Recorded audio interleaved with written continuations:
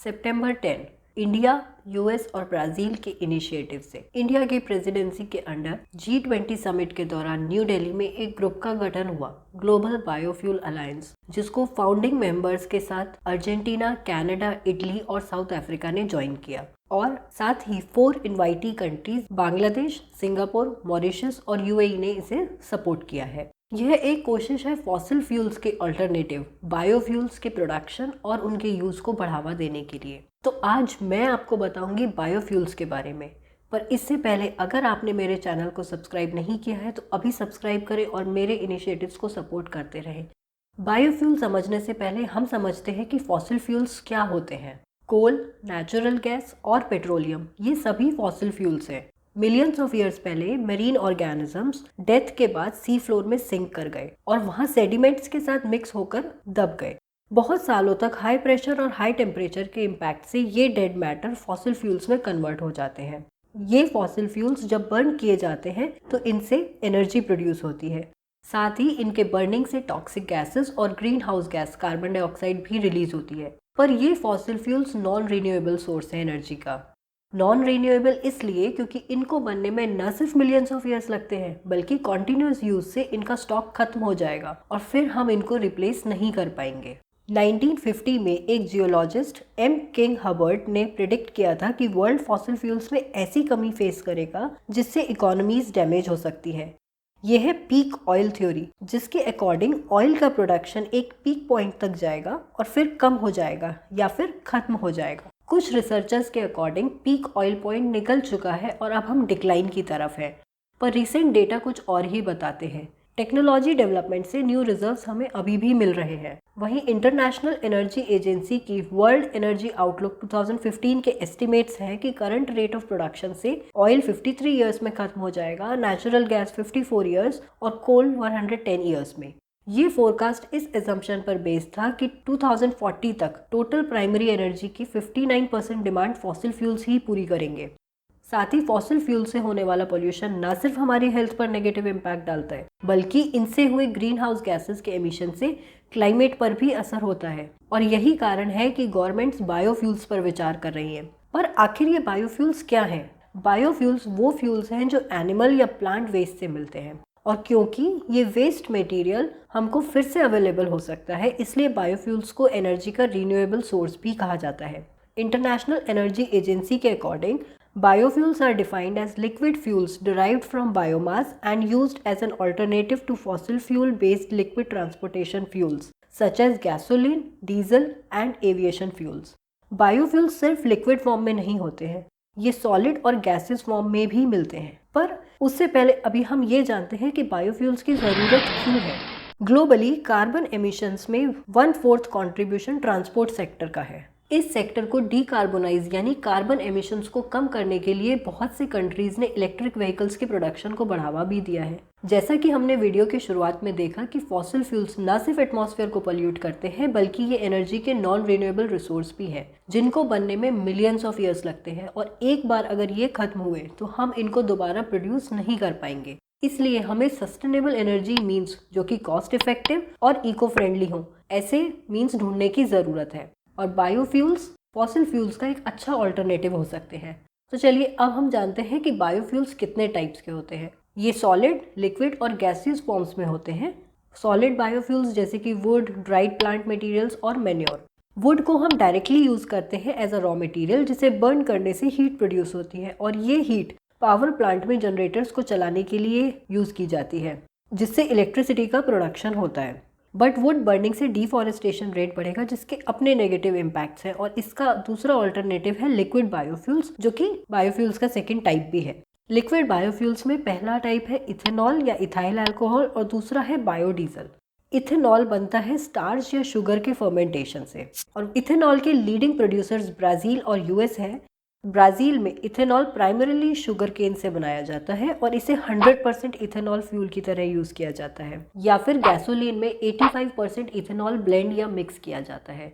वहीं यूएस में ethanol primarily corn यानी मक्का से बनाया जाता है, जिसे फिर गैसोलीन में 10% इथेनॉल मिलाकर बनाते हैं गैसोहॉल। इथेनॉल भी 2 टाइप्स के होते हैं। एक होता है फर्स्ट जनरेशन इथेनॉल, जिसका प्रोडक्शन फूड क्रॉप से किया जाता है। अब ये फूड क्रॉप्स क्या है? ये वो क्रॉप्स होती हैं जिनको ह्यूमंस के फूड कंजम्पशन के लिए ग्रो किया जाता है। इस टाइप के इथेनॉल में कार्बन कंटेंट सबसे ज़्यादा होता है। और इसमें दूसरा है second generation ethanol, that is 2G ethanol, जिसे सेल्यूलोजिक इथेनॉल भी कहते हैं। इसे शुगर केन बगैस से प्रोड्यूस किया जाता है। शुगर प्रोडक्शन में शुगर केन का जूस एक्सट्रैक्ट करने के बाद जो फाइब्रस कंटेंट बचता है उसे शुगर केन बगैस बोलते हैं। 2G इथेनॉल को कई टाइप्स की ग्रासेस से भी बनाया जा सकता है और इन ग्रासेस को किसी भी लो क्वालिटी लैंड पर ग्रो किया जा सकता है, जो कि इसका फर्स्ट जनरेशन इथेनॉल के ऊपर एक एडवांटेज है। साथ ही सेकेंड जनरेशन इथेनॉल का greenhouse gas content first generation ethanol से कम होता है, तो ये भी एक added advantage second generation ethanol का फर्स्ट जनरेशन इथेनॉल के ऊपर है। Second most common liquid biofuel है बायोडीजल, जिसे मेनली ऑयल प्लांट्स जैसे सोयाबीन या ऑयल पाम से प्रोड्यूस करते हैं। कभी कभी डीप फ्राइंग के बाद यूज हुए वेस्ट कुकिंग ऑयल से भी इनका प्रोडक्शन किया जा सकता है, बट वेस्ट ऑयल से प्रोडक्शन बहुत ही कम होता है।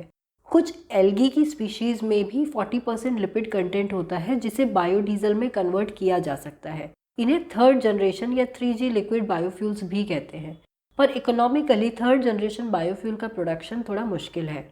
तो अभी तक तो हमने लिक्विड बायोफ्यूल की बात की, अब हम आते हैं थर्ड टाइप पे, जो कि गैसियस फॉर्म में होता है, जैसे कि मीथेन गैस या बायोगैस, जो कि बायोमास के एनारोबिक डिकम्पोजिशन यानी ऑक्सीजन के एब्सेंस में बायोमास के डिकम्पोजिशन से प्रोड्यूस होती है बायोगैस। बायोफ्यूल्स पोल्यूशन कम करने में एक सस्टेनेबल ऑप्शन हो सकते हैं, पर इनके साथ भी कुछ लिमिटेशंस हैं। फर्स्ट जनरेशन इथेनॉल से जुड़े कुछ कंसर्न्स, जिसकी वजह से ग्लोबल बायोफ्यूल अलायंस ने सेकेंड जनरेशन इथेनॉल के प्रोडक्शन पर अपना फोकस रखने की बात करी है। तो चलिए समझते हैं फर्स्ट जनरेशन इथेनॉल के साथ क्या लिमिटेशंस हैं। सबसे पहला इशू फर्स्ट जनरेशन इथेनॉल के साथ है food versus fuel debate. First generation ethanol के प्रोडक्शन के लिए फूड क्रॉप्स को ग्रो करने के लिए अवेलेबल एरेबल लैंड्स को क्रॉप्स के लिए यूज किया जाएगा, तो वही फूड ह्यूमंस के कंजम्पशन के लिए अवेलेबल नहीं हो पाएगा, जिससे फूड इनसिक्योरिटी की प्रॉब्लम आएगी। Global report on food crisis 2023 के अकॉर्डिंग हम sustainable development goal number 2 zero hunger को अचीव करने से अभी दूर है, और ऐसे में फूड क्रॉप्स को ह्यूमन फूड्स में न यूज करके फ्यूल में यूज करना समझदारी नहीं होगी। फूड प्रोडक्शन क्लाइमेट चेंज से भी अफेक्ट होता है। इंडिया में भी क्रॉप यील्ड थम सी गई है, और वहीं ग्लोबल वार्मिंग से हुए क्लाइमेट चेंज की वजह से एक्सपेक्टेड है कि क्रॉप यील्ड टाइम के साथ धीरे धीरे कम होगी।